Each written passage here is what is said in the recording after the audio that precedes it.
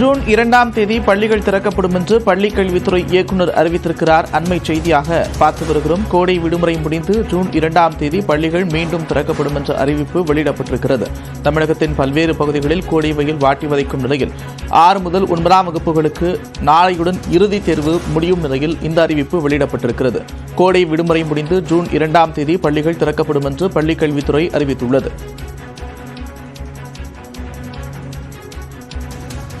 கூடுதல் விவரங்களோடு செய்தியாளர் செல்வசூரியன் இணைகிறார். செல்வசூரியன், விவரங்கள்.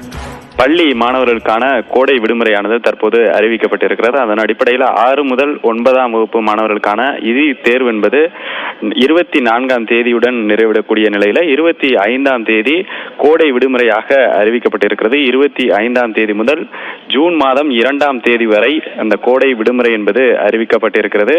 பள்ளிகளுக்கான கடைசி வேலை நாளாக 30ஆம் தேதி என்பது அறிவிக்கப்பட்டிருக்கிறது. அதே போல அதிலிருந்து அந்த தேர்வு தாள்களை திருத்தும் பணி என்பதும் தொடங்க இருக்கிறது. மாணவர்களுக்கு ஏற்கனவே பள்ளிக்கல்வித்துறை சார்பில் கோடை காலத்துல எந்த சிறப்பு வகுப்புகளும் நடத்தக்கூடாது என்கிற அறிவிப்பு இருக்கக்கூடிய ஒரு சூழல்ல தற்போது கோடை விடுமுறை என்பது அறிவிக்கப்பட்டிருக்கிறது. கோடையின் வெயில் தாக்கம் என்பது கடுமையாக இருக்கக்கூடிய இந்த சூழல்ல தற்போது கோடை விடுமுறை என்பது அறிவிக்கப்பட்டிருக்கிறது. நாளை மறுநாள் முதல் இந்த கோடை விடுமுறை என்பது தொடங்க இருக்கிறது. ஜூன் மாதம் 2ஆம் தேதி திங்கட்கிழமை மீண்டும் பள்ளிகள் திறந்து வழக்கம் போல செயல்படும் என பள்ளிக்கல்வித்துறை சார்பில் அறிவிப்பு வெளியாகியிருக்கிறது. செல்வசூரியன், விவரங்களுக்கு.